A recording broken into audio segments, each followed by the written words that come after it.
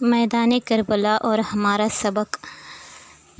اگر زندگی میں ہر طرف مشکلات ہو، اپنے ساتھ نہ دے اور حق پر قائم رہنا جان سے زیادہ بھاری لگنے لگے تو انسان کیا کرے؟ السلام علیکم۔ ہم اس اللہ کی حمد کرتے ہیں جو رحمان اور رحیم ہے، ستار اور غفار ہے۔ اسی کے ہاتھ میں ہماری زندگی اور موت ہے، اور اسی کے ہاتھ میں ہماری خوشیاں اور غم ہے۔ اسی کے ہاتھ میں کامیابی اور ناکامی ہے۔ دوستوں، کبھی آپ نے محسوس کیا ہے کہ ہر طرف سے ہماری زندگی میں مشکلیں آ رہی ہے اور دعا کرتے کرتے آنکھ تھک جاتی ہے، محنت کرتے کرتے جسم ٹوٹ جاتا ہے، لیکن حالت بدلتی نظر نہیں آتی۔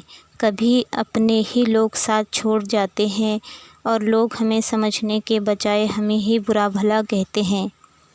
ایسے وقت میں ایسا سوال پیدا ہوتا ہے، آخر صبر کیسے کیا جائے؟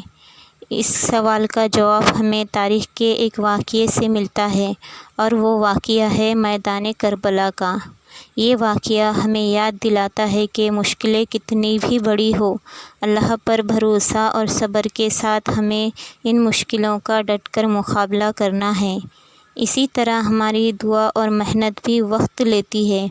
صبر کے بغیر نتیجہ حاصل نہیں ہوتا۔ امام حسین کی زندگی ہمیں یہ سکھاتی ہے کہ انسان ہر حال میں اللہ کی رضا کو سب سے اوپر رکھے۔ حق کا راستہ ہمیشہ آسان نہیں ہوتا، لیکن اللہ کے نزدیک اس کی قیمت بہت بڑی ہوتی ہے۔ دوستوں، زندگی میں کچھ لمحے ایسے آتے ہیں جب انسان کے پاس سب کچھ ہوتا ہے لیکن سکون نہیں ہوتا، دوست ہوتے ہیں لیکن وفاداری نہیں ہوتی۔ ایسے وقت میں انسان سوچتا ہے، یا اللہ، میری آزمائش کب ختم ہوگی؟ ہمیں صبر کا اصلی امتحان اسی سے شروع ہوتا ہے۔ صبر کا مطلب ہوتا ہے ہر حال میں اللہ کا شکر ادا کرنا، اللہ پر بھروسہ رکھنا بنا کسی شکوے کے۔ آج ہماری زندگی میں کربلا کا مطلب یہ نہیں کہ ہم اس واقعے کو صرف تاریخ کی ایک کہانی سمجھیں، بلکہ ہمیں یہ دیکھنا چاہیے اپنی روزمرہ کی زندگی میں ہم کس آزمائش کا سامنا کر رہے ہیں۔ آج کی محنت اور آج کا صبر کل کی خوشی بن سکتا ہے۔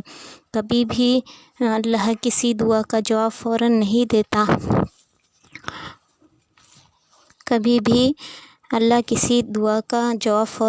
دیتا۔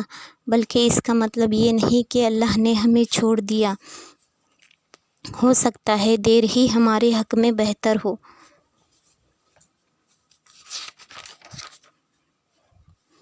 جب اندھیری رات اپنی انتہا پر ہوتی ہے تبھی صبح سب سے قریب ہوتی ہے۔ اسی طرح جب مومن کی آزمائش سخت ہوتی ہے تو اللہ کی مدد بھی قریب ہوتی ہے۔ اگر آج آپ قرض میں ہیں، صبر کیجیے اور حلال طریقے سے کوشش جاری رکھیے۔ اگر آپ بیماری میں مبتلا ہیں، کوشش کیجیے اور علاج کے ذریعے اللہ سے شفا مانگیے۔ اگر لوگوں نے دھوکہ دیا ہے، صبر کیجیے، انصاف کا بہترین فیصلہ اللہ کرتا ہے۔